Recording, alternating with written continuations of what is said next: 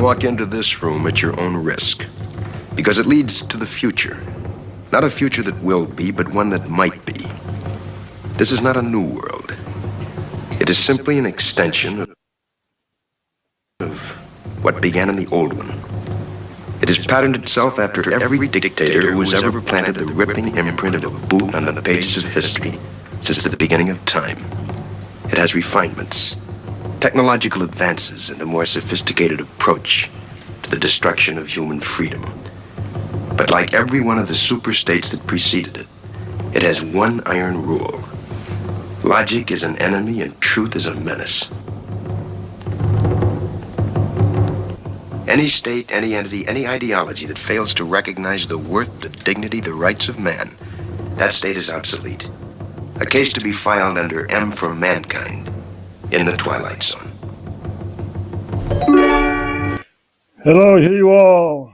We are back, RHTVLive, and indeed we are in the Twilight Zone right now. So we are streaming live from Maastricht,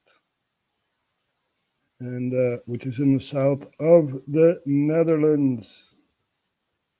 There you go. And what happened in our beautiful country in Amsterdam? There was a very big demonstration in Amsterdam, and we're going to look at this here. This is a permanent corona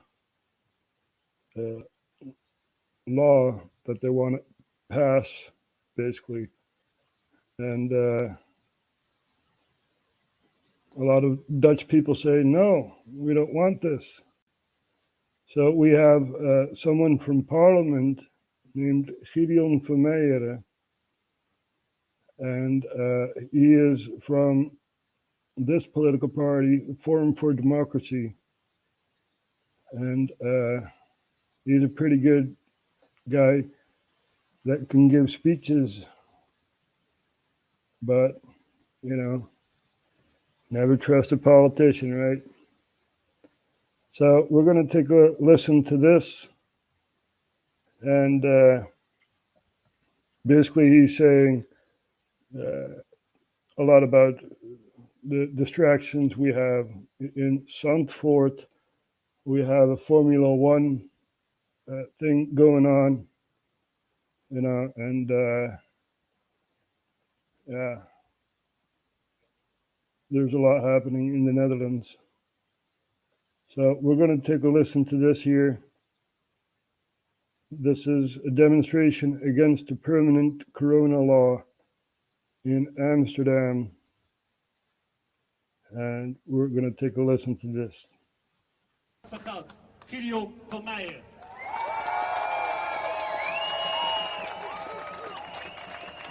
Lieve mensen, bent u nog een beetje strijdlustig?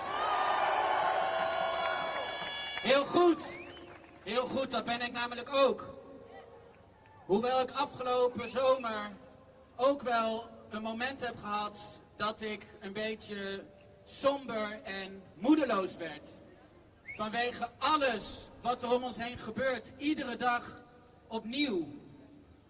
Die aanval die wordt ingezet op onze fantastische boeren die voor ons voedsel zorgen. De aanval op onze cultuur en identiteit door ons land doelbewust te laten overstromen met kansarme asielzoekers.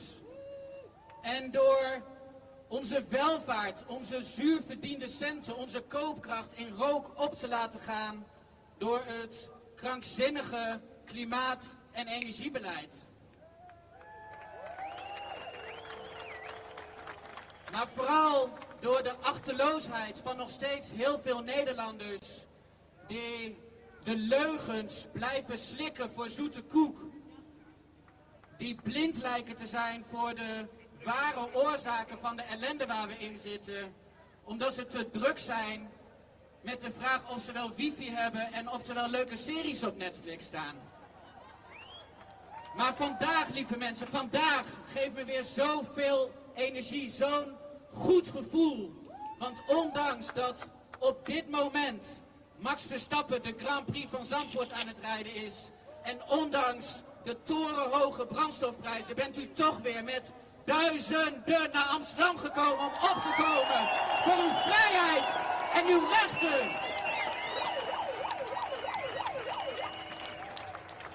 En na vandaag is mijn batterij weer voor 100% opgeladen om de strijd aan te gaan met die globalistische landverraders die ons dit aandoen. So he's basically saying that, you know, he's kind of tired of fighting, and he didn't have the, the persuasion to go on. But when he's in Amsterdam and he sees that crowd of people, thousands of people, he is recharged to fight against the globalists who are trying to destroy our country.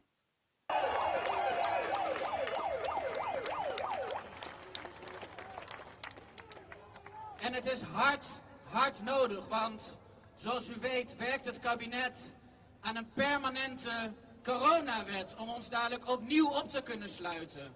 Om ons opnieuw uit elkaar te drijven en op 1,5 meter afstand van elkaar te houden. Om ons opnieuw te vernederen met die walgelijke mondkapjes. En alsof dat nog niet erg genoeg is, heeft de Raad van State die kartelclub van de koning en D66er Tom de Graaf ook nog eens geadviseerd om de avondklok, de schoolsluitingen en die discriminerende QR-code weer in de wet op te nemen. So he's talking about the permanent corona law that government wants to pass, right? And the crowd is not satisfied with that. We want freedom. That's what we want. We must be vigilant of our government. Government is a divisive entity.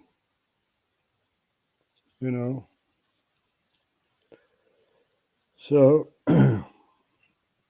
we must be wary of these politicians.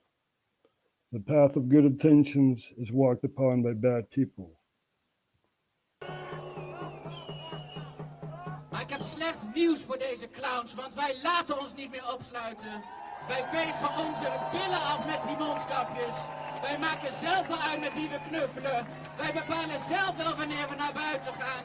En wij sterven liever op een waardige manier dan dat we ons laten injecteren met een giftige gentherapie.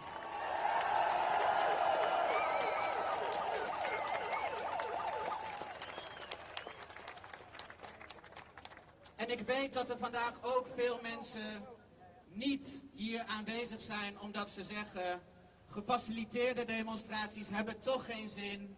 Mensen die onze petitie niet tekenen omdat ze zeggen, het heeft toch geen zin. Zelfs mensen die niet meer stemmen omdat ze zeggen, het heeft toch geen zin. Maar lieve mensen, ik wil iedereen op het hart drukken. Wij geven niet op. Wij blijven strijden tot het bittere eind. Het lijkt een beetje op de live die ik vanmiddag deed. Maar goed. Dit is dus Gideon Vermeijeren. Dat zijn zijn letterlijke woorden. His words, not mine. And he is ready for the battle against the globalists who are trying to take over our country. The Council on Foreign Relations Trilateral Commission, Bilderberg, we know about that, we know. But the question is, what can we do? What can we do to prevent our nations from falling apart? If you look at America, America is very divisive right now. There was a poll, 41% of Americans think, or, somewhere around the 40% of Americans think that there will be a new civil war in America. And who knows? Who knows? If you have a divisive president such as Mr. Biden is, Sleepy Joe, then then your country is quickly falling apart. He was talking about the soul of the nation, the soul of the nation. Yeah. Let's take a look at the soul of the nation of the U.S., right? Who were the founding fathers? Thomas Jefferson, Hamilton, Washington, and even more, Franklin, and a lot more. So, and, I'm not saying America's perfect, but it wasn't perfect then, and it's not perfect now. The power that we bestow upon these people is overwhelmingly, So I say we have the power. We as a population, we have the power. And they're trying to divide us into two camps who will eventually oppose each other. So we're going to take a look at Mr. Biden here. He's going to talk about the soul of the nation and the enemy of the people. How can the enemy of the people be the people? I question you that,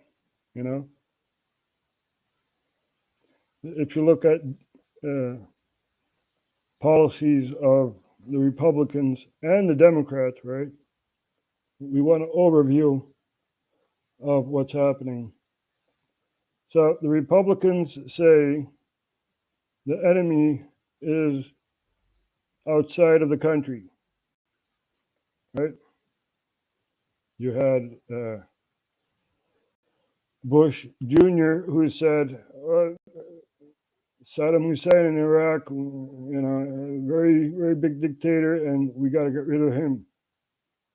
So the Republicans mostly say the enemy is outside of the U.S., right? And the Democrats, they say the enemy is within. Now, they may be right about that. It's about ideology, the war of ideology, right? But there's an overlapping thing going on here. You have the United Nations and other global institutions trying to make one world government. And Biden and his fellow colleagues are under a foreign entity and using an agenda they bestow upon the public. The Green Deal and stuff like that, So we're going to take a look at Biden as I promised. And let's see what he has to say about the state of the country. Not every Republican, not even the majority of Republicans are MAGA Republicans. Not every Republican embraces their extreme ideology. I know, because I've been able to work with these mainstream Republicans. But there's no question that the Republican Party today is dominated, driven, and intimidated by Donald Trump and the MAGA Republicans. Wait a minute. You ordered a raid on Donald Trump's house, right? Mar-a-Lago. And you said maybe he has classified information, and assumptions like that. You are the dividing person, Mr. Biden. You were a bit demented and a bit sleepy, but you are the divisive person here. Look at the background. I mean, it's like watching Star Wars, the Second Empire or something like that. And I don't like to talk negatively about America. I mean, it's a beautiful country, but you are not a republic anymore, nor a democracy. All right? You guys never were a democracy. You always were a republic, but they say democratic values and blah blah blah blah. So you are an empire, a failing empire, right? So when the Republicans were in power, they said, Iraq, there's Saddam Hussein, who tried to intervene in Kuwait, which is a country at the border. There we have Kuwait, right? Trying to take over the oil fields in the 90s, and Kuwait wanted international support against the Iraqi army. And this is what they did, right? Remember that Kuwaiti actress who gave a testimony to commission, which was of Congress? You guys remember that? No? Well, I do. We can look it up. But that was the PR stunt to invade Iraq, right? In the 90s, the first Gulf War. Who was in power? Wait a minute. That was Bush too, right? Bush Sr. We've seen this before in history, that the son of the president will be the president. You had John Adams and you had John Quincy Adams, right? So the son of the president becomes president, and a tragic thing happened in the US, which is still not solved, according to my opinion, which is 9/11. You guys remember that? 9/11. Now, what happened during 9/11? The Twin Towers, which probably a lot of people forgot that, the word Twin Towers, they were attacked. And the Pentagon was attacked. And also in Pennsylvania somewhere, another plane crashed. So, Shanksville, we will always remember what happened, and we will always question what happened. We will never forget this, because this has geopolitical consequences, right? So as father, as son, Iraq was attacked, right? Civilian loss and stuff like that. And even the US allies who were divided, basically, France did not want to participate. But the Netherlands, we participated in the intervention of Iraq, even though our prime minister at the time, Balkenende, did not even know about it. So it was classified, top secret. And but we also intervened and we overthrew Saddam. You guys remember that? Weapons of mass destruction and all that. Even though Iraq was used during the 80s to attack Iran, neighboring Iran. Right, so Saddam was a friend and then became an enemy because he intervened in Kuwait. So, and why Iran? Well, Iran had a revolution. The holy people gained power, and basically the Ayatollah. They're called the Ayatollah, and they have power. And you also have a president which is a bit of a puppet figure, So, and that is the anti-Western values and stuff like that that they have because of the coup they had during the 50s, Operation Ajax. You guys remember that? Yeah, CIA, right? So they overthrew an elected government and put in the Shah, right? And the people overthrew the Shah and wanted more,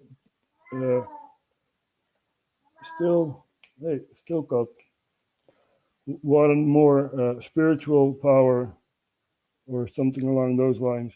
And they put in the Ayatollah, basically clerics that prayed to Allah and stuff like that. So, and that's seen as radical by Israel, right?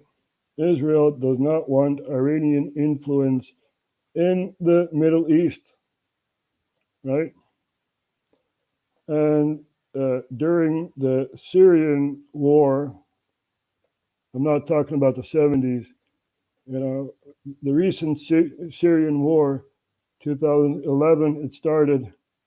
There was a power vacuum in Syria, right?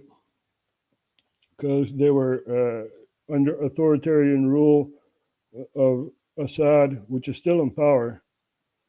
And there were backroom deals with Riyadh, Saudi Arabia, and Qatar to make a pipeline through Syria to Turkey for energy in Europe, right? Because Europe at the time was dependent on Russian gas and oil, and we still are, basically. A lot of countries within Europe still are dependent on Russian gas and oil, such as Hungary, Viktor Orban. And Hungary said, during the Syrian civil war, there were a lot of people that fled the country through Turkey, right, and towards the Balkans, and also in the sea. A lot of refugees that are still stuck in the islands of Greece. And Orban was the first country to say, nope, we're going to blockade, we're going to build a big fence around Hungary, so the influx of refugees cannot go through Hungary. And we also have Italy that was dealing with their refugee crisis because of the Libyan intervention, right? You guys remember that? Libya was attacked, and a lot of Libyans went to Italy. And the left-wing party in Italy says, come on over, refugees, even though we do not have the housing, and we throw our own civilians on the streets, come on over. So that was happening in Italy, whilst there was a big economic crisis for Italy, because they were supporting economically supporting Greece, right? Because Greece bought stocks from Goldman Sachs, right? Which Goldman Sachs still profits from. Goldman Sachs, Greece. There you go. How Goldman Sachs profited from the Greek debt crisis, right? They sold stocks that were worth nothing, and the Greek parliament had no money to spend on their cops, army, and stuff like that. So Greece economically fell apart, and Greece is within the EU, right? So our Prime Minister, Mark Rutte, said, we are not going to give a penny to Greece. We're not going to give money to Greece.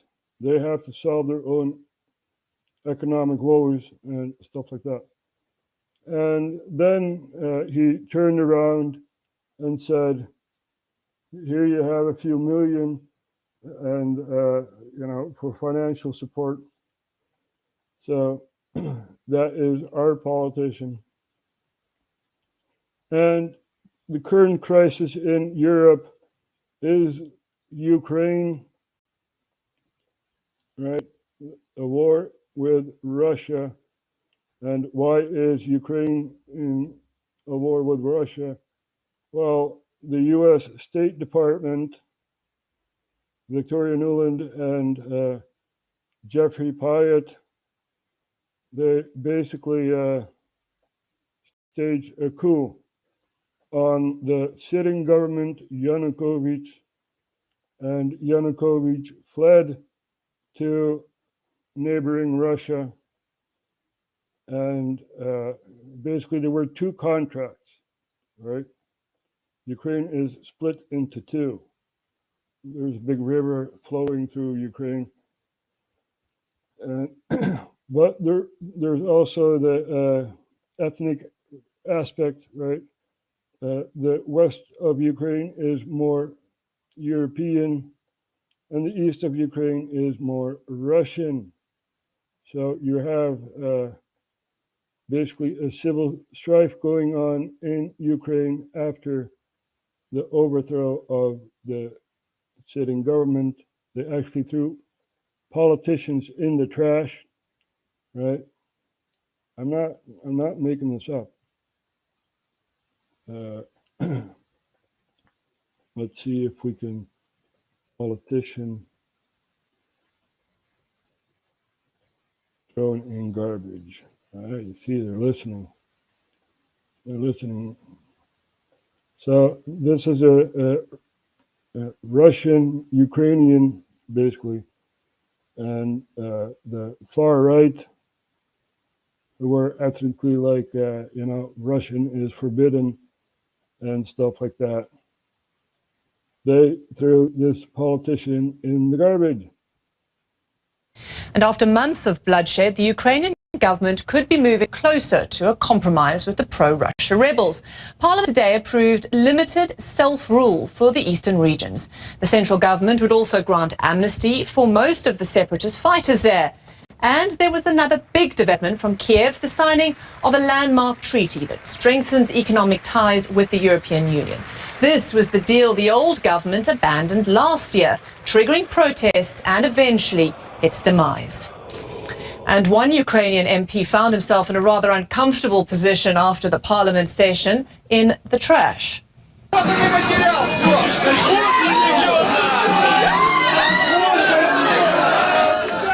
Well, this member of parliament is a holdover from the old government. You can see they don't seem to want to let him out of the bin. You see how she's laughing about this? This is serious stuff, man.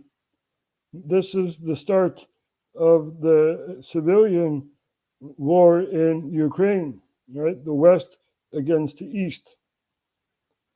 and you have a region, the Donbass, who basically said, we are not going to participate with the coup government, which is now under Zelensky, and we do not want to be a part of Russia, and we do not want to be a part of Ukraine. They want to be independent, right? So that was a very, hard thing to do for Kiev, because they intervened with their own army, killing their own people, and saying you're a separatist and stuff like that. Very, very sad thing to see. And this has been going on ever since 2014, right? And Russia says, we have enough. We say, you are independent. The Donbass is independent, and they can ask for Russian intervention, and they did, basically. So Russia intervenes within Ukraine, and now basically they have most of the coastline from east to west. So it's very hard for Ukraine.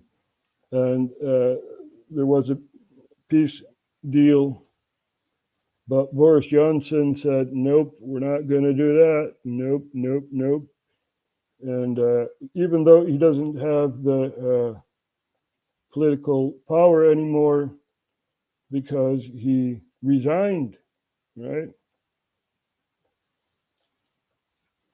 So I believe Paul Joseph Watson has a clip about that, and we're going to look it up.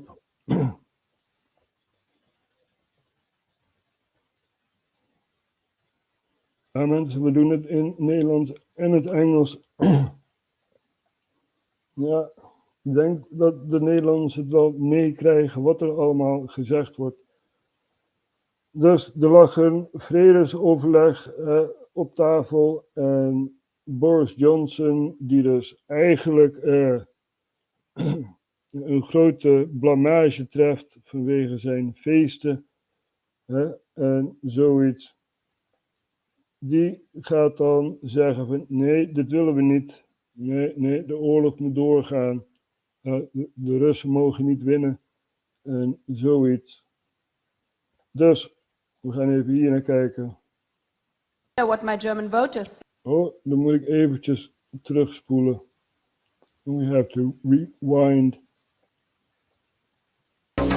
Well, what do you know? Looks like we've been conned yet again. Turns out they had a peace deal between Ukraine and Russia all but finalised back in early April. Then it mysteriously got scuppered. And now we have to face the misery of a cost of living crisis that could drag on for years and years. Foreign Affairs, a pro-Western, pro-Ukraine news outlet, reports, according to multiple former senior US officials, in April 2022, Russian and Ukrainian negotiators appear to have tentatively agreed on the outlines of a negotiated interim settlement. Russia would withdraw to its position on February 23rd when it controlled part of the Donbass region and all of Crimea, and in exchange Ukraine would promise not to seek NATO membership and instead receive security guarantees from a number of countries. So why did the peace talks break down? Because according to a report by Ukrainska Pravda, which again is a pro-Western newspaper in Ukraine, Prime Minister Boris Johnson paid a surprise visit to President Zelensky and told him straight up, even if Ukraine is ready to sign some agreements on guarantees with Putin,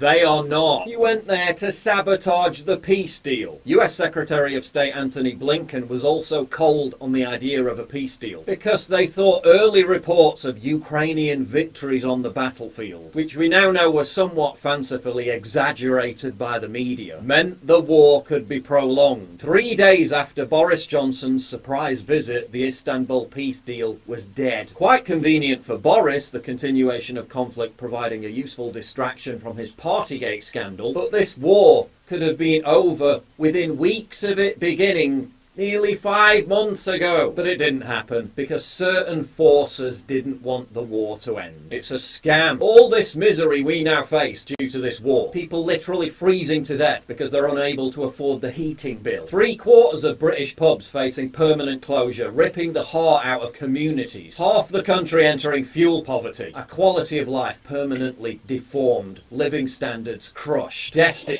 You will owe nothing and you will be happy. So whose side is Biden on? Right? Whose side is he on? He says the MAGA Americans make America great again. You know, they are the threat. Very, very sad thing to see. We're going to rewind a bit and listen to the speech again. I want to be very clear up front. Not every Republican, not even the majority of Republicans are MAGA Republicans. Not every Republican embraces their extreme ideology. I know, because I've been able to work with these mainstream Republicans. But there's no question. Extreme ideology. Wait a minute. Wasn't it you who went to Ukraine, right, and said we have to fire this prosecutor who was looking at your son, what he was doing in Ukraine? You know, I'm not making this up, right?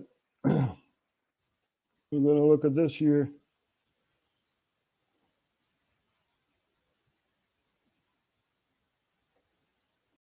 In 2006, Ukrainian prosecutor General Viktor Shokin, in his investigation of corruption involving Burisma Holdings, a natural gas company. Ukraine has a lot of gas too, right? Not only Russia, but also Ukraine. So, identified Hunter Biden as the recipient of over $3 million from the company.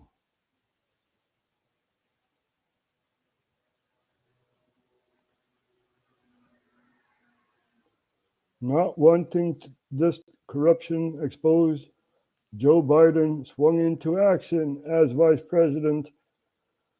He went to Kiev and said, you know, we owe you money somehow, but we're not going to give you money unless you fire the prosecutor who's looking at my son.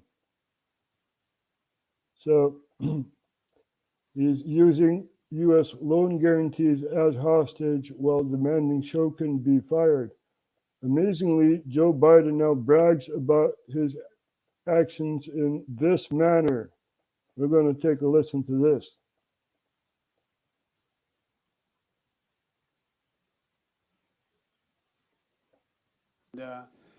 I remember going over convincing our team, or others too, convincing us that we should be providing for loan guarantees. And I went over for, I guess, the 12th, 13th time to Kyiv, and I was supposed to announce that there was another $1 billion loan guarantee. And I had gotten a commitment from Poroshenko and from Yatsenyuk that they would take action against the state prosecutor, and they didn't. So they said they were walking out to the press conference. I said, no, I'm not going to, we're not going to give you the $1 billion. They said, you have no authority. You're not the president. The president said. I said, call him. I said, I'm telling you, you're not getting the $1 billion. I said, you're not getting the $1 billion. I'm going to be leaving here. And I think it was, 6 hours? I said, I'm leaving in 6 hours. If the prosecutor's not fired, you're not getting the money. Oh, son of a bitch. Got fired. And they put in place someone who was solid. Someone who does not investigate your son, right? What happened in Ukraine. So, we're going to take a listen to this again. He's now president, and that's very controversial. You're not allowed to talk about the elections, so we're going to pass on that. But I think it is a falsified election, and we're going to pass on that. He's president right now. So we're going to listen to Demented Joe. Question that the Republican Party today is dominated, driven, and intimidated by Donald Trump and the MAGA Republicans. And that is a threat to this country. These are hard things. Wait a minute. You're intimidating a country outside of the U.S., right? Ukraine. And you're saying, we're not going to give you any money unless you fire this prosecutor. You know? So that is the foreign intervention Russia was anxious of. And now we have Zelensky, the war president, he's called. And the only thing you have to do is make it a federation, you know, instead of a democracy. And a federation is basically independent states that have no central power anymore. That is the best thing to do in Ukraine to prevent the war from going on. All right? I'm trying to do this in a calm way. So basically, I'm boiling, you know, because this guy is president. You know, look at the background. It kind of reminds me of, you know, the Star Wars for some odd reason. Let's see. Star Wars. Second part.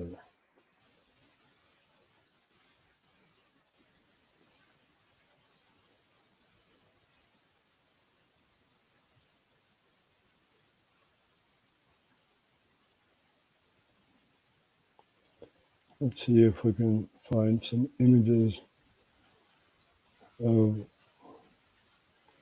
what's that general's name in the new sequels? I don't know. You see this red background. Oh well. General Hux or something, right? No, wait, Hux was. Oh, never mind. I believe Mark Dice has a video about that, right? So we're going to take a look if we can find Mark Dice, if he's still around. Mark Dice, there you go. Okay. Old Joe gave a primetime address to the nation last night, looking like General Hux from Star Wars, or the fascist leader from V for Vendetta. Seriously, I didn't alter this at all. That was literally the backdrop. What was the purpose of this special presidential primetime address, you're wondering? It was to complain about Donald Trump and all of us for still supporting him. Too much of what's happening in our country today is not. So, Mark, we follow you. You know, the Netherlands loves you, loves your channel. But we are going global. We are trying to give geopolitics here. So if you want to talk about stuff, Mark, you know where to find me. So give him a shout out. So Libya is overthrown, right? Gaddafi was killed on the streets during the Obama period. And who was behind that? Who was behind that? Here you go. Yep. So, let's see. He is now president. But I'm an American president, not a president of red America, blue America, but of all America. And I believe it's my duty to level with you, to tell the truth, no matter how difficult, no matter how painful. And here, in my view, is what is true. Tell about your son, Mr. Biden. Yeah, tell about your son. Give the truth to the Americans. Right? Talk about Burisma Holdings and how you withheld a lot of money for Ukraine. Talk about the truth. You want to cleanse your soul? Huh? True. MAGA Republicans do not respect the Constitution. They do not believe in the rule of law. They do not recognize the will of the people. They refuse to accept the results of a free election. And they're working right now. Well, the MAGA Republicans aren't the only one who question the elections in the U.S., right? We here in the Netherlands, we're also like, hey, this guy won. He was sitting in his basement all the time, right? The crowd he had was like 20, 25 people. That's his crowd. Now look at a Trump rally, a lot more people there. And it is during your presidency, Mr. Biden, you're attacking America and you're supporting a coup government in Ukraine, which is taxing the rest of Europe, because there are pipelines going through Ukraine and to Europe, and that is now under threat and stuff like that, The pressure is on. And this is even worse than what happened in 1960s during the Cuban Missile Crisis, right? When you had the USSR giving missiles to Cuba, and you had Castro, which the U.S. is still angry about because he overthrew an American Cuban puppet, right? That was under American influence, and Cuba did not want that, so you had Castro overthrowing the guy. And now Castro is dead, and his brother gained power, and his brother said, we don't want any more power. So now you have a new Cuban president. I forgot his name. But anyway, the socialists are still in power, and there's still a blockade around Cuba. Very weird, because during the Obama period, Obama was like, hey, Cuba, nice, yeah, we're blockading you. We're going to open the gate, and, we're going to talk, right? So, and the weird thing about America is, as the empire is expanding, is that you use other countries' ground, like Cuba, for a prison, Guantanamo Bay, right? Where people were tortured and stuff to testify on what happened during 9/11. So, and Venezuela is also in crisis for a very long time. You have Maduro, and he is still in power, and America does not like that either, So, and we also have Suriname, where we have someone on the ground who is afraid for his own life. Rendel Feller, we will not forget you, Rendel. I believe he's still on Facebook, blocked or something. Let's see what's going on with Rendel. There we have him, Rendel Feller.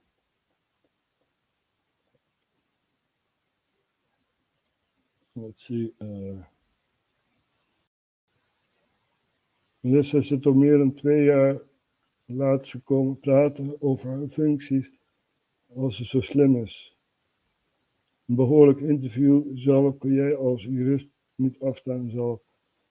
He's talking about Melissa, who is in government for 2 years. So, ja, Rendel, we zien helaas geen filmpje voor jou. Het is weer een tijd geleden dat je live bent geweest. Maar shout out to Rendel, who's trying to make his country better, right? And that's what we're trying to do. We're trying to explain what is going on in the world for the betterment of society. As I speak in state after state, to give power to decide elections in America to partisans and cronies, empowering election deniers to undermine democracy itself. MAGA forces are determined to take this country backwards to an America where there is no right to choose. Hey, wait a minute. I'm not American, right? As I've introduced. The way I see it, the gas prices are very, very high because you say, you know, we're not going to use natural gas anymore. We're going to use other technologies and stuff like that, which is the great new Green Deal, Great Green Deal or something, whatever. You know, you don't even know what you are signing. No right to privacy, no right to contraception, no right to marry who you love. Wait a minute, no right to privacy? Don't you guys have an apparatus who is listening in on you? I mean, and other countries, right? So there is no privacy in this world anymore. We all have cameras with us and stuff like that. And some people don't want to be on camera. And I can understand that, you know, but I have nothing to hide. So sometimes I am on cam, sometimes I'm not. Love. They promote authoritarian leaders and they fan the flames of political violence that are a threat to our... Wait a minute, what about BLM, right? That's not a right-wing group, right? It's a left-wing group. George Soros funds BLM. We also have that here in the Netherlands, right? We have Sinterklaas in the Netherlands. Now, most Dutch people would know what I'm talking about, but there are 2 factions that are against Sinterklaas. We have BLM, which is Soros funded. I'm not making this up. Ja, mensen, we verzinnen het niet. KOZP.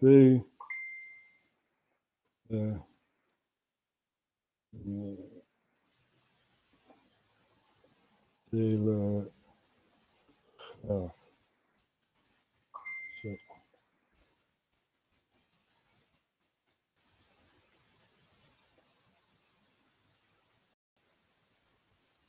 Here we go.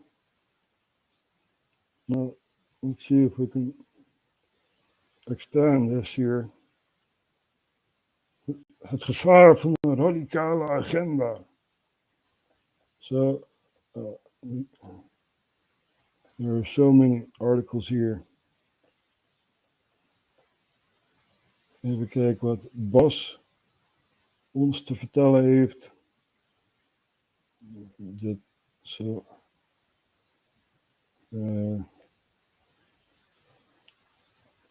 Gepost in RHTV over EU.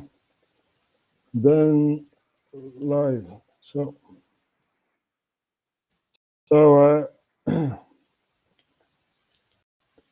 let's see.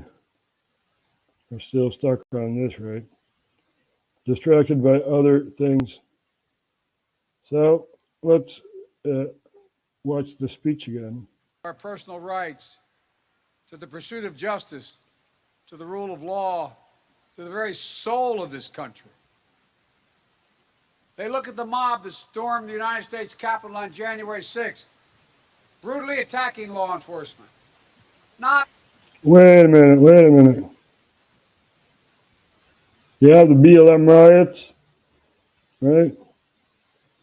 I believe there was a former sergeant, police sergeant, who had a store and who had, who was Afro-American, to be politically correct.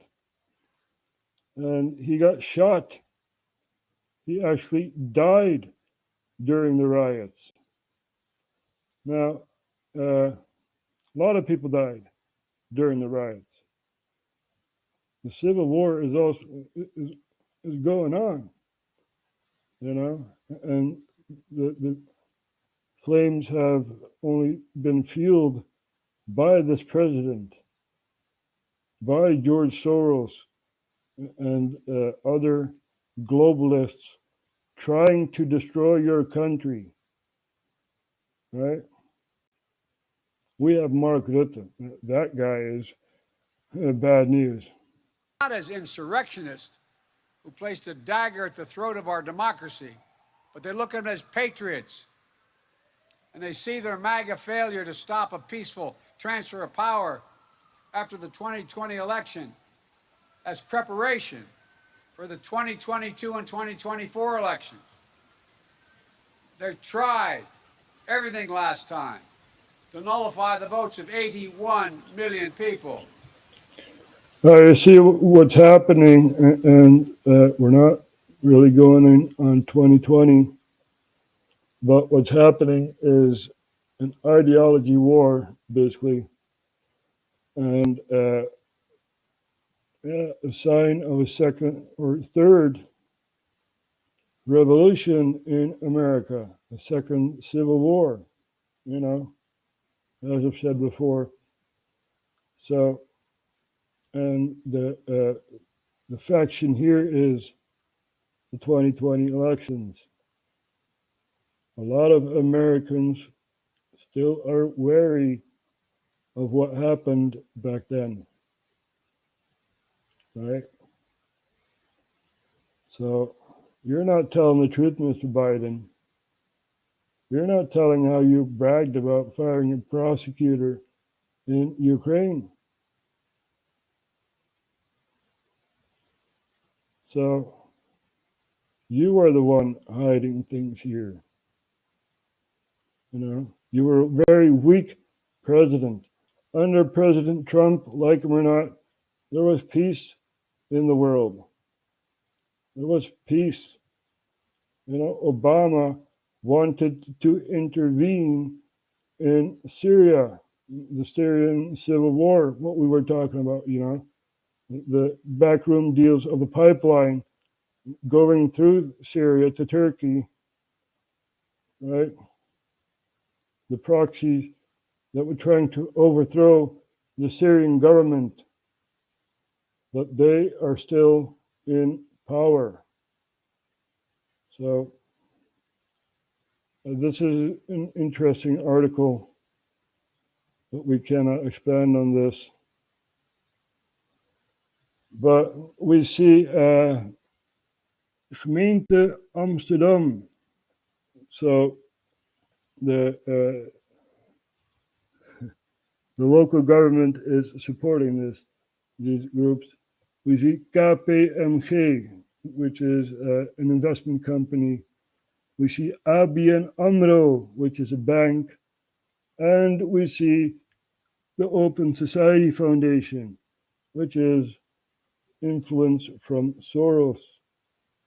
So this is Black Lives Matter and KOZP, Kick Out Zwarte Piet. As I said before, we have our own traditions, Sinterklaas, and we also have Zwarte Piet, Black Piet, right? So KOZP is trying to attack Black Piet. We actually had a guy saying in the streets in Amsterdam, if someone is Black Piet, we must smash in his skull, and his words, right? And he is not prosecuted, even though Wilders, which is another politician in the Netherlands, PVV, Wilders asked a question to the public: do we want more or less Moroccans? Because, you know, a lot of refugees come here from Morocco, and people said, less. We are over, we have no capacity to for so many people in the Netherlands. You know, we have a housing crisis because no houses are being built and more refugees come over. And this is part of the plan. This is how they destroy state nations. Now, Biden is in on this, right? Still bragging about Ukraine. We also talked about Victoria Nuland. Now, let's see what Victoria Nuland says about the EU, right?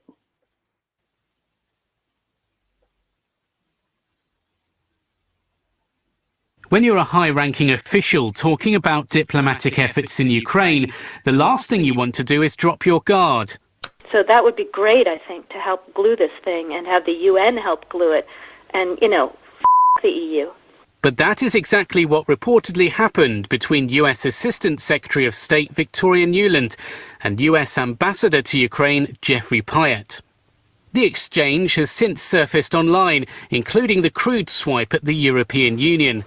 The audio clip of a woman and man, said to be Nuland and Pyatt, hears them discussing strategies to work with the three main opposition figures. I don't think Cleach should go into the government. I don't think it's necessary. I don't think it's a good idea. In terms of him not going into the government, just let him sort of stay out and do his political homework and stuff. I'm just thinking, in terms of sort of the process moving ahead, we want to keep the moderate Democrats together. The problem is going to be Tony Book and his guys. And, you know, I'm sure that's part of what Yanukovych is calculating on all of this. I think Yats is the guy who's got the economic experience, the governing experience. He's the guy, you know, what he needs is Cleach and Tony Book on the outside. He needs to be talking to them 4 times a week, you know.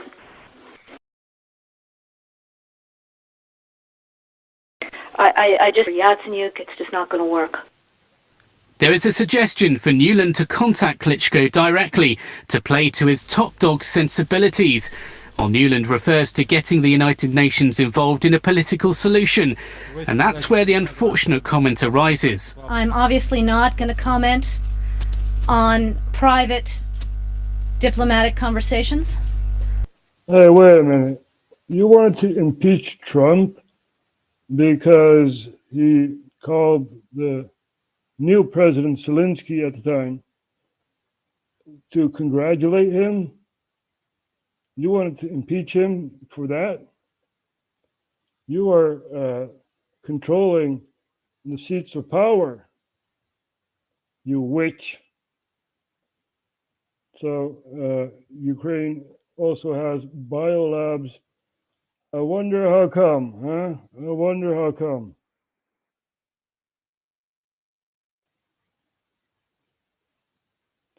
Now, look at her now. This is after 4 years of Trump, right? She is very, very unhappy, gained a lot of weight and stuff like that. And we have this other dude questioning if there are facilities they need to be concerned about. So we're going to take a look at this here. Does Ukraine have chemical or biological weapons? Ukraine has biological research facilities, which, in fact, we are now quite concerned Russian forces may be seeking to gain control of. So we are working with the Ukrainians on how they can prevent any of those research materials from falling into the hands of Russian forces should they approach. What I think. So the media was denying, right, that there were any facilities over there. And now you have someone who was kicked out of government during the Trump period and now is back in government during the Biden period, saying Ukraine has biolabs. That is the same as China having biolabs, right? What happened in Wuhan? Why don't we know if this thing that we're not going to talk about, at least try to avoid, because we want to stay online. Well, why is it still on the table? Is it from a biolab facility that you also have in Ukraine, according to an American official, right? Or does it come from a wet market where there was a super spread event and whatever happened? The World Health Organization took over, and now the Chinese people are very, very scared. At least the government is very scared because they are pushing a very big city under a lockdown. I'm going to take a look at this here. These are the scenes at a market in Chengdu when Chinese authorities imposed a lockdown this week. Many desperately grabbing what they could before the shelves emptied out. Some going to extreme lengths to stock up. 21 million people live here, and on Thursday, 157 of them tested positive for COVID-19. The government says just one case would be enough to hit pause. Essential services like supermarkets, pharmacies, and hospitals will remain open. Restaurants are only allowed to offer takeaway, and employees of those places should get tested every day. Every household can send one person with a negative test result to do their shopping once a day. Mass testing means long lines. Even the digital registration system keeps crashing, overwhelmed at the number of daily entries. But testing has to be done for people to be able to bring food back home to their families. Flights, trains, taxis, and shared bikes are still available for residents. Medical workers and residents who have an urgent need to go out must provide a negative test result taken within 24 hours before using public transportation. Shanghai and Beijing know all too well what it's like during a complete lockdown. I speak to the people of China. Even though I know there is a wall, right, that is, preventing me to talk to China, I want to speak to the people of China, and say it is enough with the CCP. People need to be free in China. You know, the Uyghurs and other people in China need to be free. Free Hong Kong. End the CCP. You know, that is the main threat. And if you end the CCP, North Korea will fall, right? And we have a united Korea again, and brother and sister can shake hands after a long civil strife. We want to be free, you know? That's what we want. So, and the tensions are growing as Taiwan is trying to defend themselves as China is flying drones over Taiwan, right? And Taiwan is shooting them down. This happened about a week ago or something, right? So, a very bizarre speech indeed, Mark Dice. Maybe you can comment on this address to the nation from Joe Biden. I hope you're watching, Mark. Not normal. Donald Trump and the MAGA Republicans represent an extremism that threatens the very foundations of our republic. Now, I want to be very clear up front. Not every Republican, not even the majority of Republicans are MAGA Republicans. Actually, Joe, we are. MAGA Republicans make up the overwhelming majority of the Republican Party. Literally, probably 90 to 95%. The only ones who aren't are people like Liz Cheney, Adam Kinzinger, and Ann Coulter. Yes, in case you haven't heard, Ann Coulter has long since turned her back on Donald Trump. At least she hasn't joined with the Democrats, but she is like a crazy ex-girlfriend who won't stop talking about it. MAGA Republicans do not respect the Constitution. MAGA forces are determined to take this country backwards to an America where there is no right to choose, no right to privacy, no right to contraception, no right to marry who you love.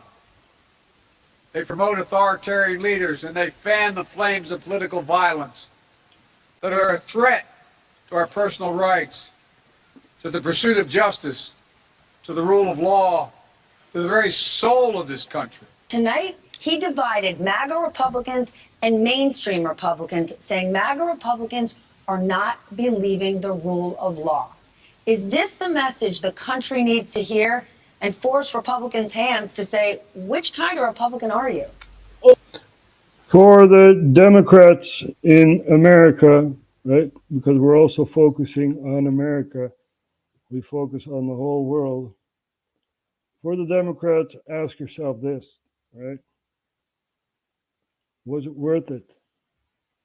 Was it worth it that Obama overthrew Libya and 10 years of civil war and stuff like that? Was it worth it to, try to overthrow the Syrian government, which America, you still are in Syria. There still are American troops in Syria. So, was it worth it? Was it worth it being an empire? How many lives did the Iraqi war cost? How many American soldiers came back in body bags because your American president, George Bush Jr., lied about the weapons of mass destruction? He even wanted to use a drone and fly it with UN colors, right?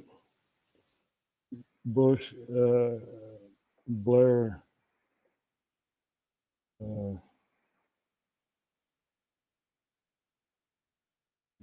US drone, UN colors. There you go. There you have the meeting between Bush and Blair. And let's see if we can find an article here.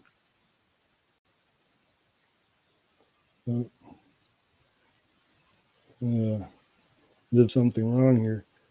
Bush and Blair. See, he wanted to use a fake UN plane or drone to incite war with Iraq, right? Bush plotted to lure Saddam into war with fake UN plane. George Bush considered provoking a war with Saddam Hussein's regime by flying a United States spy plane over Iraq bearing UN colors, inciting the Iraqis to take a shot at it, according to a leaked memo of a meeting between the US President and Tony Blair. All right. Now we cannot show the whole article because we have to pay. There's a paywall. And we're not going to do that. Nope. So that happened, right? No, George, we're not going to use a plane. Nope, nope. We're going to stick with the weapons of mass destruction. Yes, we can use that on the population and we can expand our powers. How about that, Georgie? Yeah? Well, I think you're right about that, Tony. Yep. Let's do some false flag attacks and say America's under threat. That's what's been happening under the Bush period. Very, very sad to see. So, let's take a look at this here. We also have this. We can go on for hours. But Thierry Baudet, going back to Dutch politics, Thierry Baudet from Forum for Democratie has this clip of 9 minutes, 32 seconds, talking about Western societies falling and degrading, and maybe he can say it better than me. What's wrong with the West? In every Western country today, there are three clearly identifiable megatrends shaping the policies of mainstream political parties across the board. Whether you look at Germany or France or Britain, the US, Canada, Australia, whether you look at the left or the right, all mainstream parties support, firstly, ongoing immigration into our countries. They all ridicule the defense of borders and the idea of building walls or fences, while maintaining that strict border controls and immigration laws are somehow unfeasible. Secondly, they support the gradual build-up of global governance structures, such as the United Nations, the European Union, and transnational legislation in the name of human rights. Thirdly, they all support far-reaching global policies to combat supposed climate change. Immigration, supranational legislation, and climate policies. Those are the three grand projects that define the political undercurrent of Western mainstream parties, of both the left and the right. And all represent a transition from one type of society to supposedly another type of society. They stem from a vision of a new world. A world in which we would no longer be divided into different nations, different peoples, a world without parliaments that may decide things for just one country alone, and in doing so may greatly diverge from the parliaments of other countries. Indeed, it's a vision of a world in which we will supposedly all be growing towards one humanity, governed by common rules that are to be centrally administered on a global level. This would be a world in which a global superstate increasingly controls every tiny aspect of our lives, because everything we do supposedly affects the climate.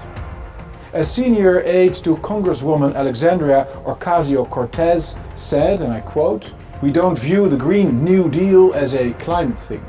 We view it as a change the entire economy thing." End of quote.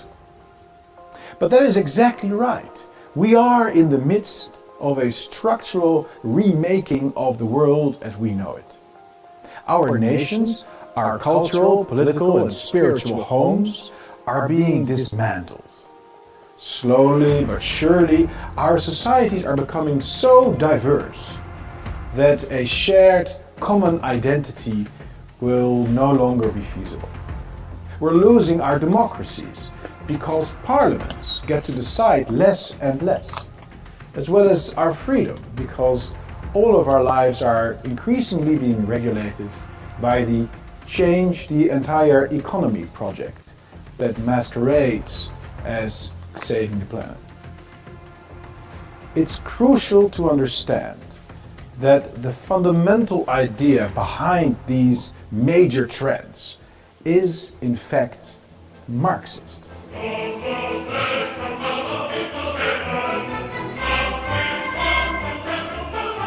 These three grand projects embody in their entirety an orchestrated transition towards a supposedly higher, utopian, peaceful, and egalitarian stage of existence. Now, we've seen this before in history, right? For all you watching, who was it during the French Revolution, who said we are all equal and we all fall equally under the law? Yet he abused his powers. Right? Who was it again? Robespierre. And what happened with Robespierre? Right? He was in the seat of power, and he basically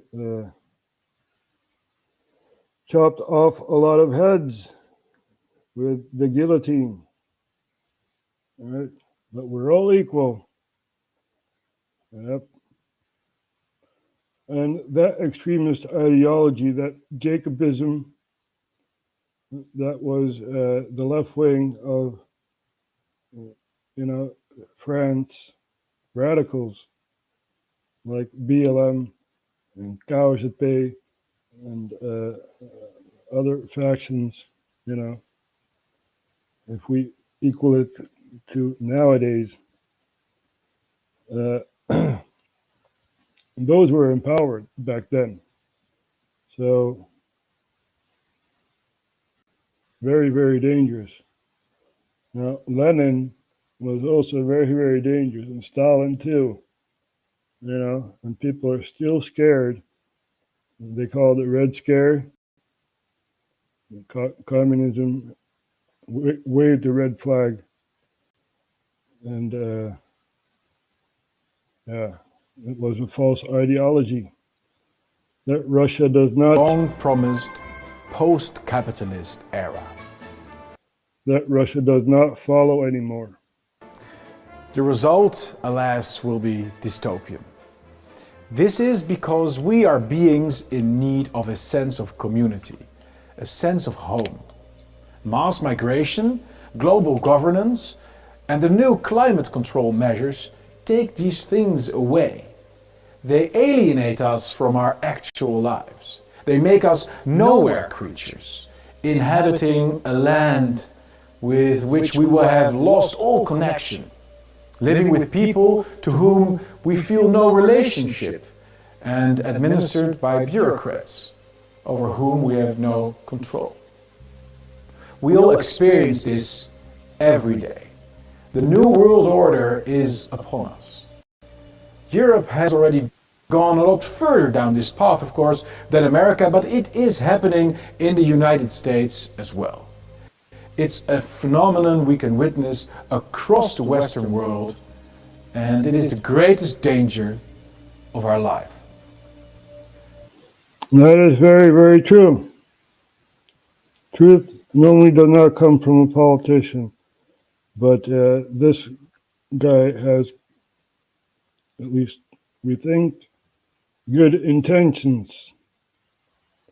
Now, I don't know if he fully understands what a democracy is, but a democracy is not under a monarchy, right? That is not a democracy. So, and he's basically in Parliament, and he said, okay, we have a king, so what? You know? So I don't know if he understands history, but wars have been waged against kings through the ages, you know? So the absolute power over monarchy, we are not slaves, you know, we are people, and people need to be treated with dignity, right? I don't call it normal to intervene in a country who did not attack you, such as Iraq and Afghanistan, right? So Iraq has been unrest over there. This is under Joe Biden's watch. We're going to let you speak, Mark. Oh, I've picked a side. I've been on the same side since 2015 when I first started supporting Donald Trump. You're a MAGA American. Yeah. We're not the enemy. You know, this guy is the enemy over here. This guy, this demented guy over here. That guy is the enemy. And I advise you Americans to confront Sleepy Joe about anything, right? Confront about Victoria Nuland meddling with the seats of power in Ukraine, right? Confront Joe Biden on the situation in Iraq, for example. Now, that may be difficult because Iraq is, you know, constitutionally free. They have a constitution, but it was imposed by America to have a friend in the region, right? Now, Iraqi Congress did adapt that constitution and stuff, and they had elections. Did we already forget about that? They had elections, and al-Sadr, who is during the Iraqi intervention, he attacked America. You know, he killed American soldiers and stuff, and he was against the U.S. intervention. Now, that guy went into politics. We also see this elsewhere, right? In, say, for instance, Ireland, Sinn Féin was the political branch of the IRA, right? So this is what's really happening in the world. I'm trying to explain, and there's a lot to talk about. So it's very, very sad to see what's happening in the world. But the extremist organizations such as the IRA and other political factions, try to take over power. And that is very, very bad. We do not want to see that. But we're going to take a look in Iraq, right? They took over parliament and let's see, there. They took over parliament a while ago, 1 month ago, and since then there has been violence on the streets. Iraq, violence, Baghdad. There you see, 4 days ago. So basically what happened is, as I said before, that they adjusted their constitution. They had new elections. Al-Sadr was the biggest faction that got a lot of votes, even though not everyone voted, because there is a big mistrust in Iraqi politics. And Al-Sadr is, he stepped down, but a faction, an armed faction of Al-Sadr was fighting against their own population, other people that, don't really support Al-Sadr.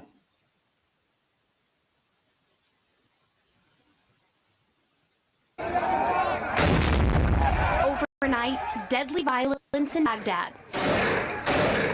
A culmination of the long-running power struggle between rival Shiite groups and political tension as Iraq's leaders remain deadlocked on forming a government.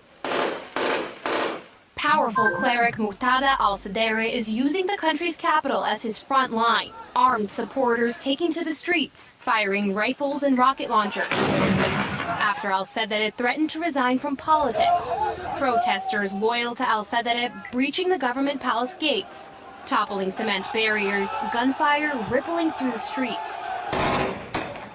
That led to the deaths of at least 30 people, according to the Associated Press.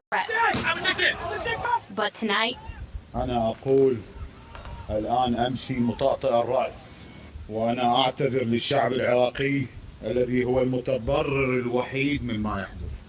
The Iraqi Shiite leader calling for an end to the unrest. أنا لا زلت أؤمن أن التيار منضبط ومطيع ولذلك خلال 60 دقيقة إذا لم ينسحب حتى من الاعتصام أمام البرلمان فأنا أبرأ حتى من التيار. The violence and eventual retreat proving al-Sadr's influence. And the reality that danger could soon strike again. In Iraqi Arabic, it's Allah yarja al-ayyam, which means may God never bring back those days. Al-Sadr emerged as a symbol of resistance against the 2003 U.S. invasion of Iraq, using nationalist rhetoric steeped in religion to win over some of Iraq's most impoverished and unemployed populations. Legal sociologist Ruba Al-Hassani specializes in Iraq relations, and she knows all too well that this is far from over. What is it? We also know this is far from over, right? Because they do not want to give al-Sadr what he wants, even though he's a majority political party right now in Iraq, right? So this is what's happening. We're giving a look around the world, right? Giving a bit of history and geopolitics. We're not going to go way back, not to Mesopotamia, nope. Even though we covered that, and the Assyrian Empire and other empires that have gone and come, like the Hellenistic Empire, but we're not going to talk about that. We're going to talk about recent issues, and we're going to look at, say, for instance, Sri Lanka. Now, what happened in Sri Lanka?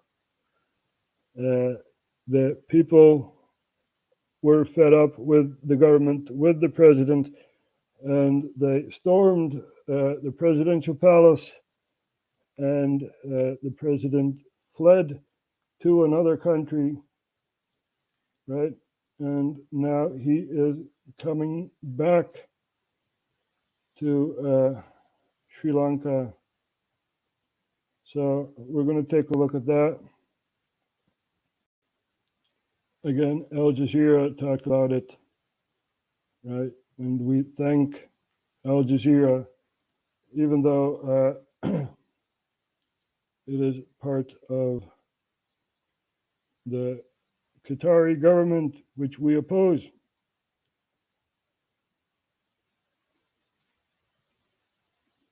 I'm going to rewind a bit. There you go. President of Sri Lanka, but returned on Friday with nowhere to go. Gotabaya Rajapaksa flew back nearly 2 months after he fled angry protesters who blamed him for pushing the country towards economic collapse. He resigned while he was abroad. Dozens of MPs from his governing SLPP party were at the airport to welcome him.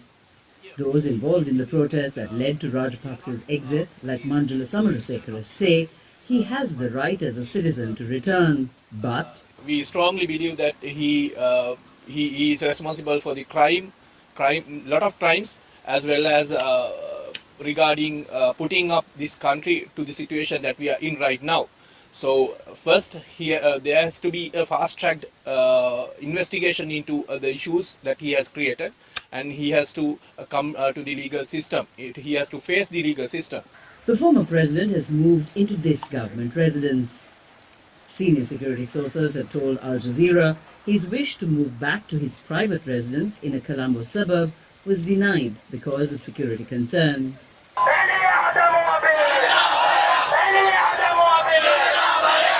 Rajapaksa became the target of a movement called the Gota Go campaign 2 years into his term. Protesters blamed him and his government for mismanagement, bad decisions and corruption that drove Sri Lanka to its worst economic crisis in memory. It's incumbent, therefore, upon the government to ensure that there is accountability in place with regard to Gotabaya Rajapaksa, and apart from that, he can live a normal life, I presume. Although, of course, can he get about, can he be seen around in public is a question that he'll have to decide. He needs to be locked up for the things he have done to the population of Sri Lanka. Lock him up for some amount of years, find some corruption scandals that are in his closet. Why are people investigating Donald Trump while he spread peace around the world, right? And we're not even talking about Pakistan, because a lot of it happened in Pakistan. So we're also going to touch a bit on that. But why are you investigating Mar-a-Lago whilst there is so much unrest in the world, right? So Pakistan, we talked about this before. You had President Imran Khan, and Imran Khan said there's outside influence within our country, and he requested to halt Parliament. Now, Parliament went to the judge and said this is unconstitutional, so they ousted him, and Sharif has taken power in Pakistan and Afghanistan. That's a headache case, right? So Sharif is trying to do something about the Taliban, who are now in power because Sleepy Joe, where is he? Where's Sleepy Joe? There he is. Sleepy Joe he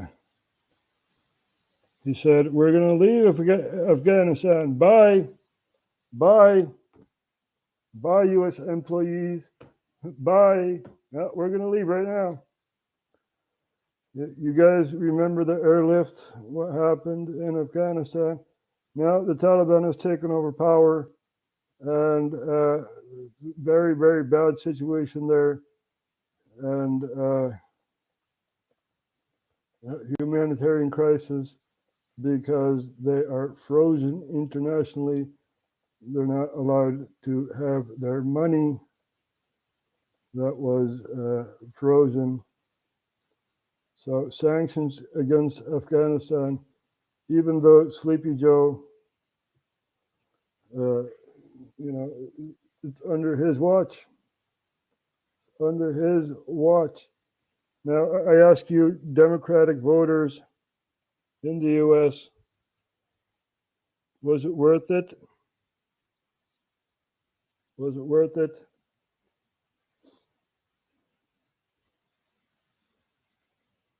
I believe history would have changed if the U.S. was serious about their exchange of power, put it that way, during 2020. So that is still on the table, even though you're not really allowed to talk about that on YouTube. Still, we go to the border, and say, hey, this is happening this year. The border of freedom of speech, I'm talking about, because the freedom of speech is also under attack, right? RHTVLive has been attacked by trolls. You don't want to know. So we block these trolls and say goodbye. So, was it worth it? We didn't even talk about Egypt, Over there you had also a dictator, Mossadegh, and Mossadegh was overthrown by the Muslim Brotherhood, and there was an internal struggle between the Muslim Brotherhood and the army. The army basically took over. You had Morsi, who was elected upon, right? The first politician in Egypt, even though the Muslim Brotherhood, as I said before, as we see at Sinn Féin, it's the political branch of an army. So the Muslim Brotherhood was banned during Mossadegh's time, and Morsi, basically he was elected but overthrown by the army. And then you had General Sisi. Now, we've seen this before, right? We've seen this before in history. Remember Corsica? Remember that guy? That Napoleon, that went to France and became a general during the French Revolution. He actually intervened in Egypt during his time as a general. So we've seen this before in history, a general taking power, right? And we see it in Egypt. And General Sisi is basically having an iron hand in Egypt and masquerading as free as Egypt can be, but they are under a dictatorship. We know, we have contacts within Cairo, so we know. Very, very sad thing to see These are dark times, basically. And, you know, you had the Arabian Spring. You guys remember that? That was an overthrow of governments within North Africa and the Middle East. Basically, you know, it was masqueraded as a protest because people were protesting in Libya. Power vacuum. People were protesting in Syria. Power vacuum. People were protesting in Egypt. Power vacuum.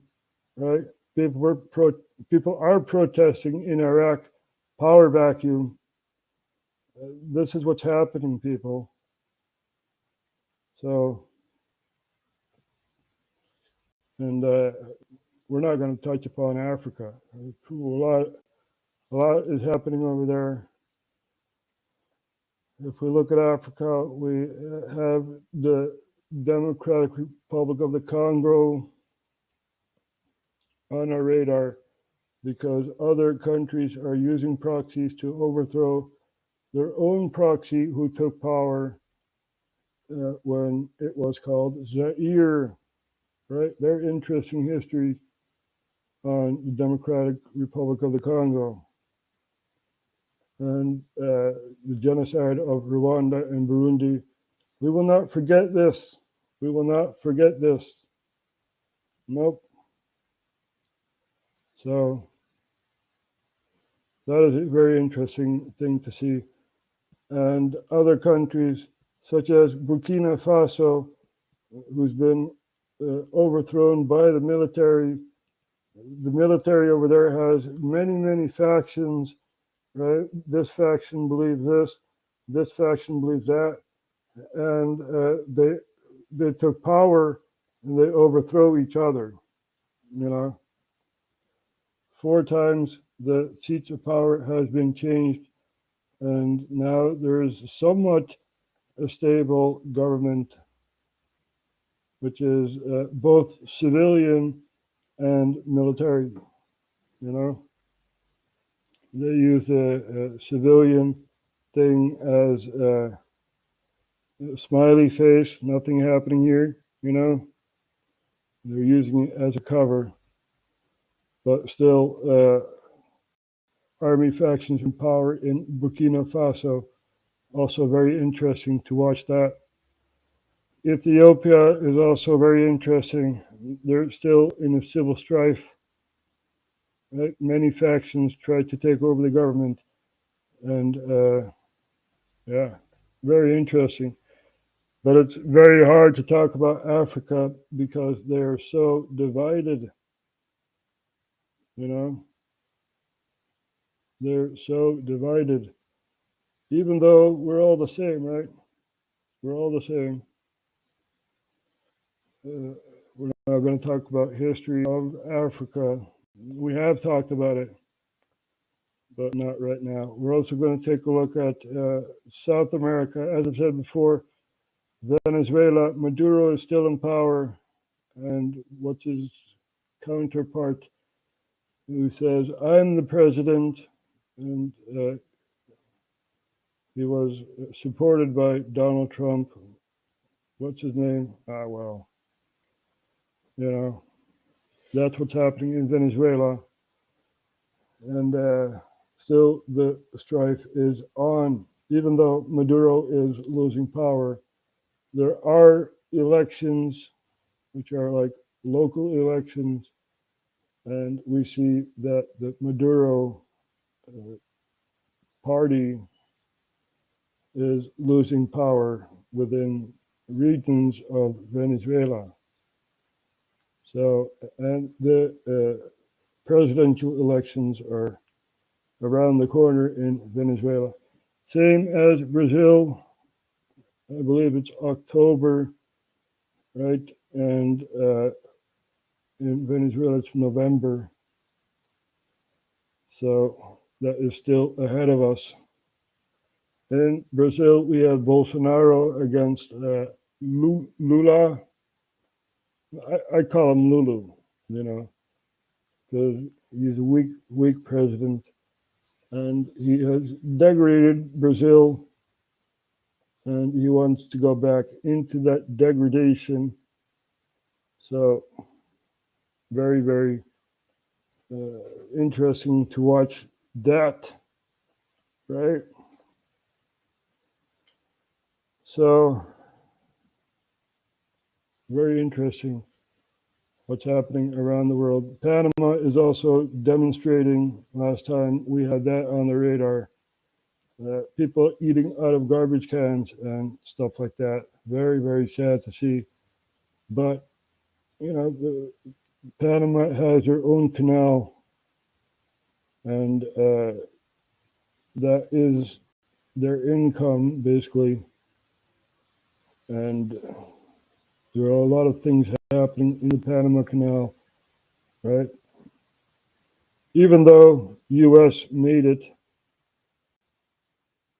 one of the wonders of the world. So, Panama Canal, there. Here we have the Panama Canal, right? So, a lot of stuff happening there in Panama, and yeah, there's a lot more happening, of course, in, say, for instance, El Salvador, one of the first countries who went totally digital. They have a digital monetary system, Bitcoin. They invested in Bitcoin and other currencies. So let's see if we can El Salvador Bitcoin there. A year into El Salvador's grand crypto experiment, no one really talks about. Yep, that's why we have RHTVLive, and we remember all this stuff, what's happening around the world. We are trying to inform the civilians of this planet, of this beautiful planet, that the power is within you. It's not within the state, it's not within the government, it's within you, okay? And Bitcoin is basically searching for alternatives, because El Salvador was also blockaded because of internal strife, right? So they have a new president who said, Bitcoin, yep, we're going to invest in that. And no one really talks about it, but we remember. And this is very, very important, right? Currency. If we look at the US, you have the Federal Reserve. You know, it's not federal and it's not a reserve, okay? You guys remember Greenspan? You know, the former president of the Federal Reserve? Yeah, those guys have a president, you know? They basically make money out of nothing, and it's basically worth nothing, even though you have to work your ass off for that money, because the state says you have to pay. You have to pay. You have to pay taxes, you know, and remember, no taxation without representation, right? This is how the Civil War in America started, because the English colonies had a lot of taxes, such as the Stamp Act and the tea.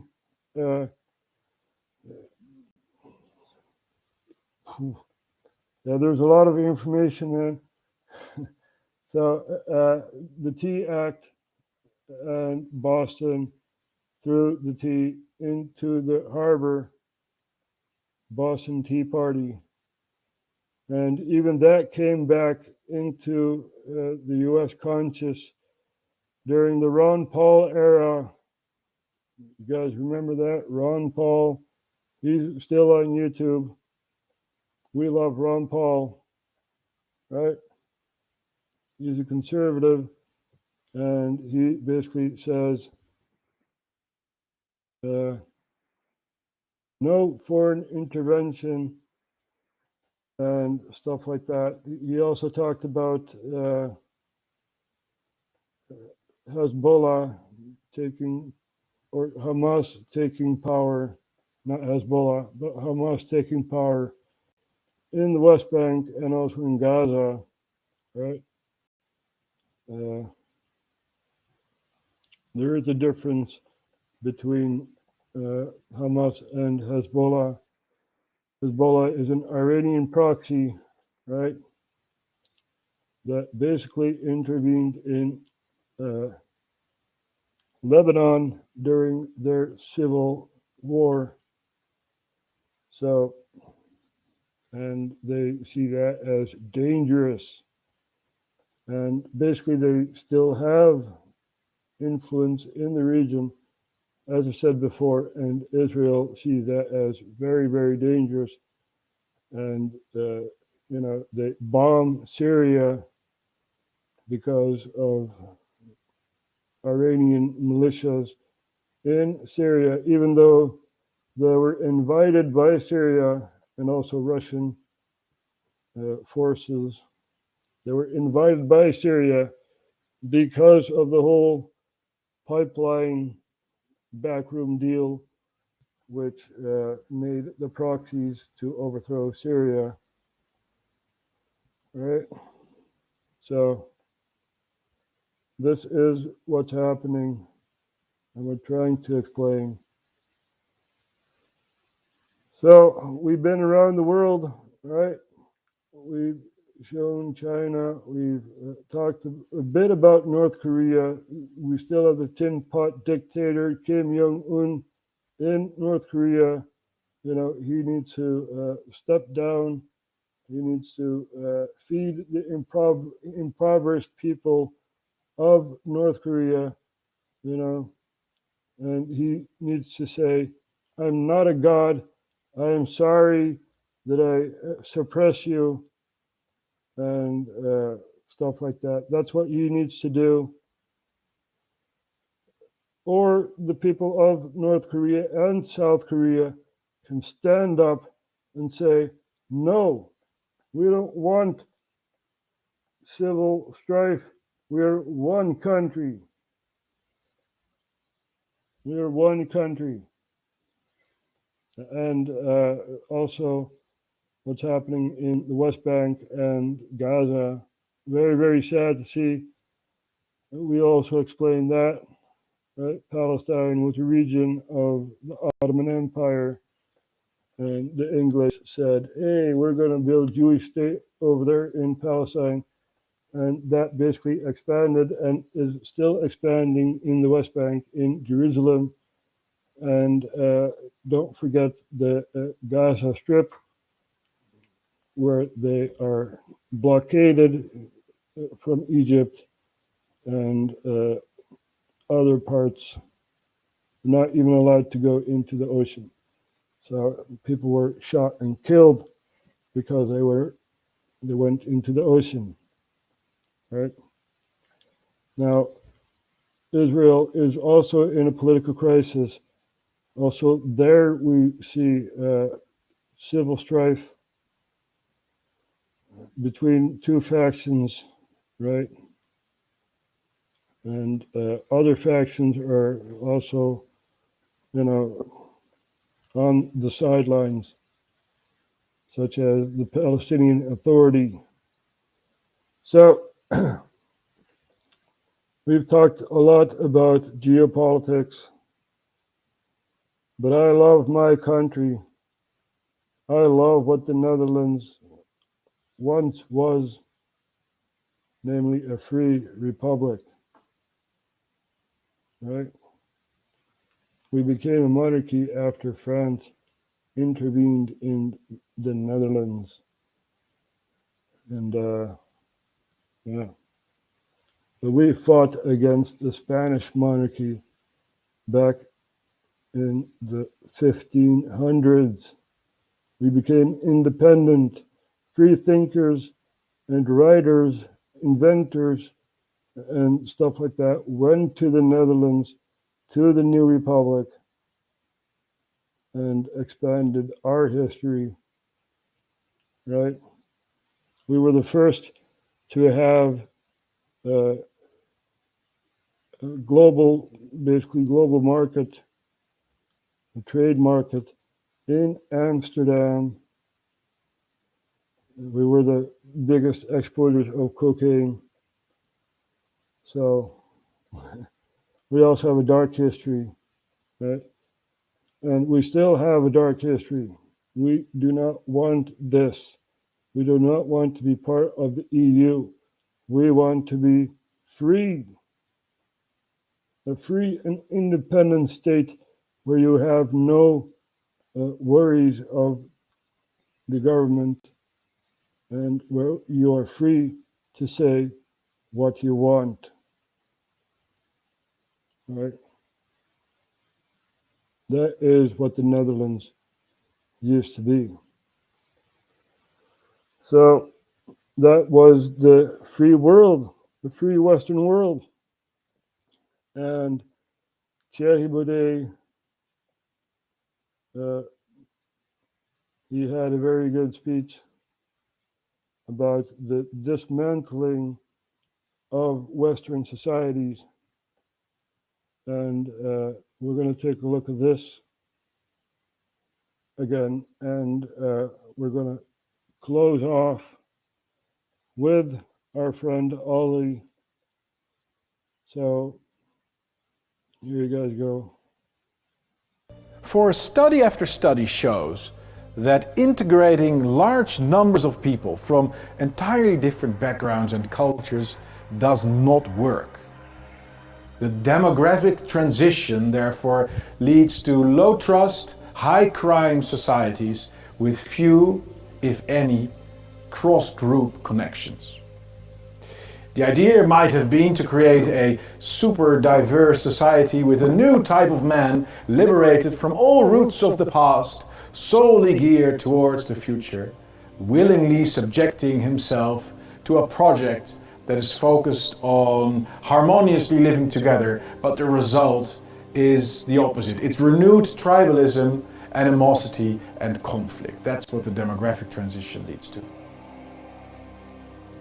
The sovereignty transition, meanwhile, undermines our democracies. European countries already are being bullied by the European Union, but the United Nations increasingly intervenes with national decisions as well, as do the International Criminal Court, several human rights commissions, the Davos conferences, the World Economic Forum, and so on.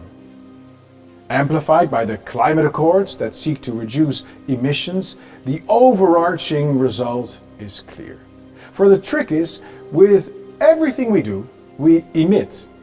Once the basic premise is accepted that emissions are somehow harmful and that we should limit such emissions to their very minimum, the new global administrators will then have an excuse to impose endless amounts of regulations on our lives and take more control every day.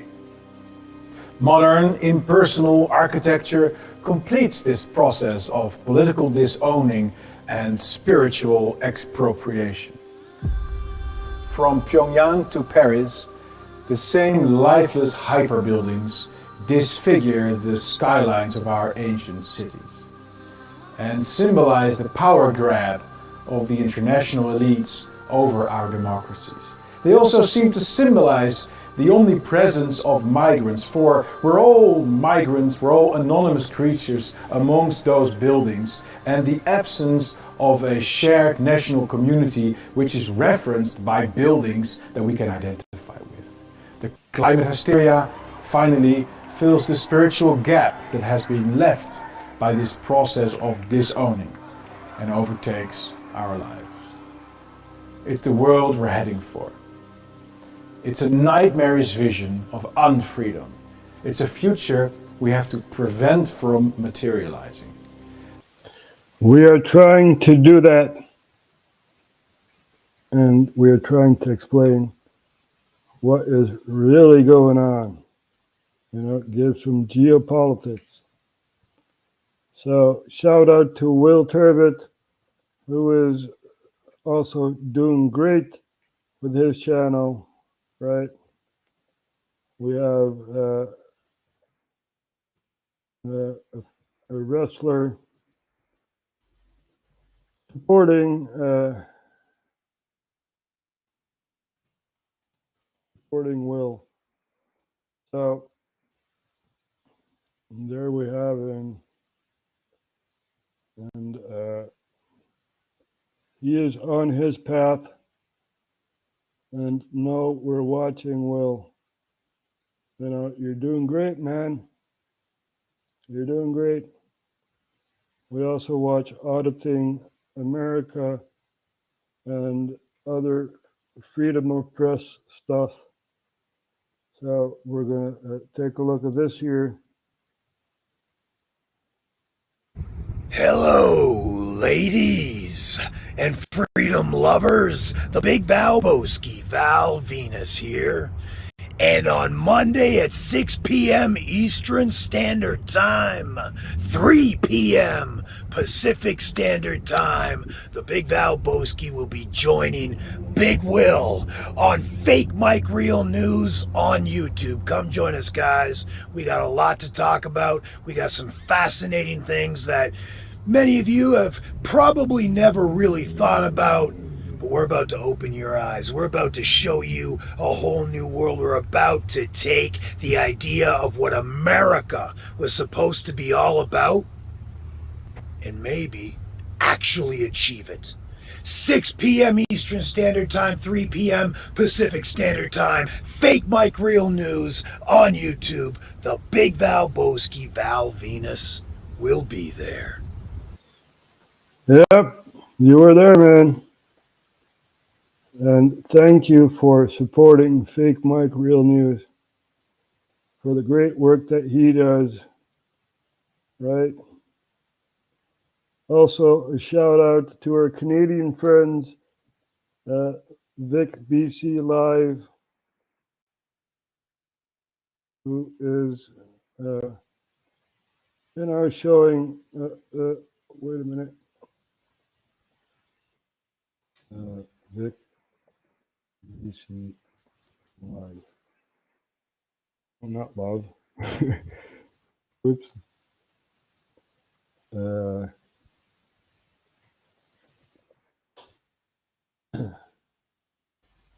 There, shout out to Vic BC Live and his beautiful wife. They were in the StreamYard. They had a 3-hour and 29 minutes fun and games over there, talking about semi-serious issues. So, and a lot of people go to their live streams, and we are happy that you guys are doing this. This is a good task to connect the Canadian people with each other and give out ideas and stuff like that. So big shout out to them. So we're going to show you guys Ollie the Octopus, right? It's been a while, but this is a very relevant song. They're going to get you. Okay.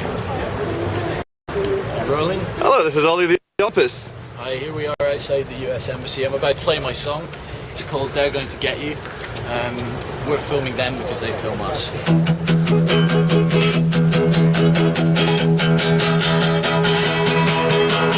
If you don't renew your tax disc, you'll be driving at your own risk. They're going to get you. They're going to get you. They can use their by Jedi mind tricks, psychometric biometrics. They're going to get you. They're going to get you. CCTV in your clamshell turning in the grave of Orwell. They're going to get you. They're going to get you. DNA no longer your own because they've mapped out your genome. Be careful what you say when you're on the phone, because they know where you live, them, when you're on your own.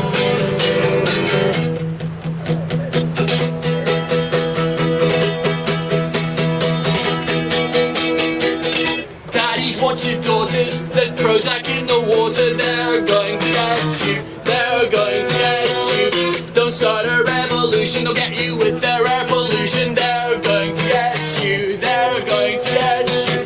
Because we think we are paranoid, their forces are still deployed. They're going to get you, they're going to get you. They get your details in the dope, now they know you, they're going to get you.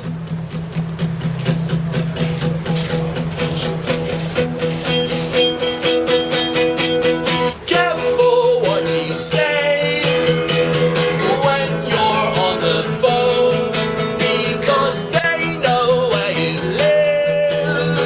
And when you're on your own, on your own, on your own, on your own, on your own, on your own.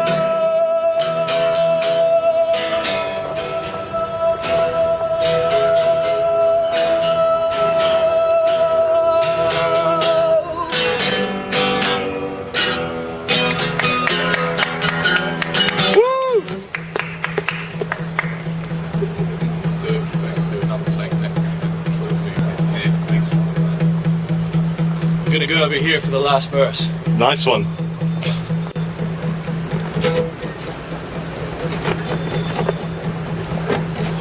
Good afternoon. By the way, today we're from the Police Entertainment Unit, here to make your day a little bit more exciting and with entertainment. Have you not heard of us?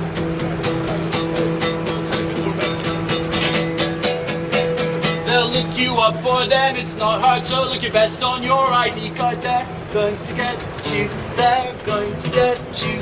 They can make your life live in hell if you even mention Roswell. They're going to get you, they're going to get you. You can join in if you want. They're going to get you, they're going to get you. They're going to get you, they're going to get you, they're going to get you, they're going to get you. Be careful what you say when you're on the phone, because they know where you live. And when you're on your own, be careful what you say, be careful when you're on the phone. Because they know where you live, they know when you're on your own. Be careful what you say when you're on the phone, because they know where you live when you're on your own, on your own, on your own, on your own, on your own, on your own.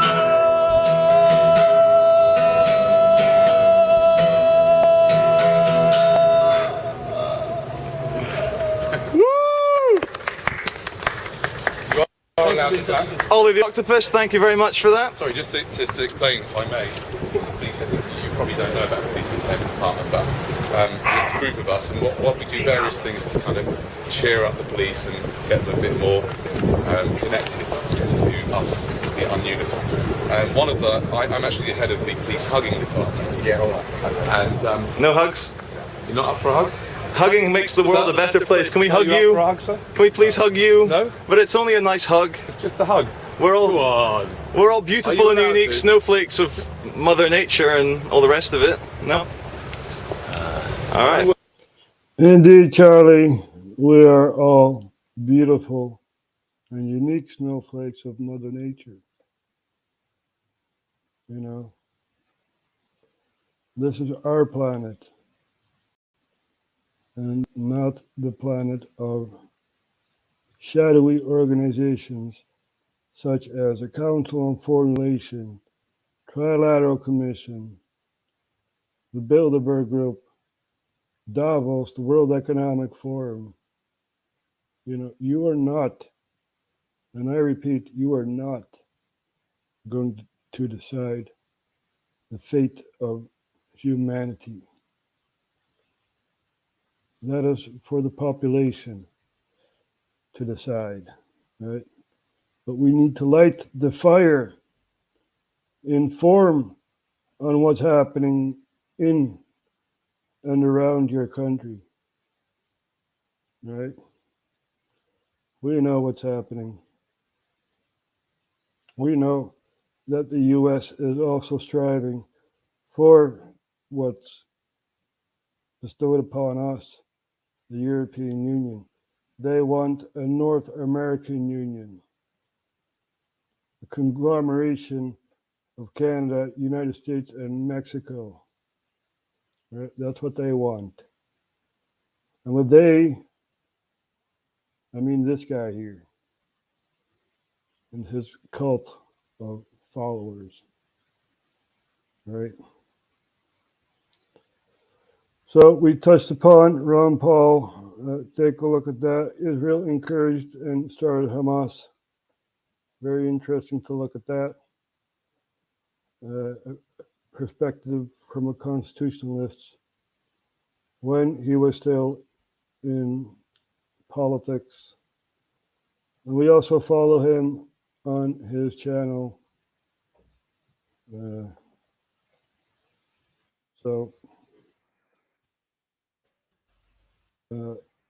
We want to be free. That's what we want. We don't want invisible chains that drag us down. The house is supposed to be lived in, right? It's not the state to decide how much you pay for a house, right?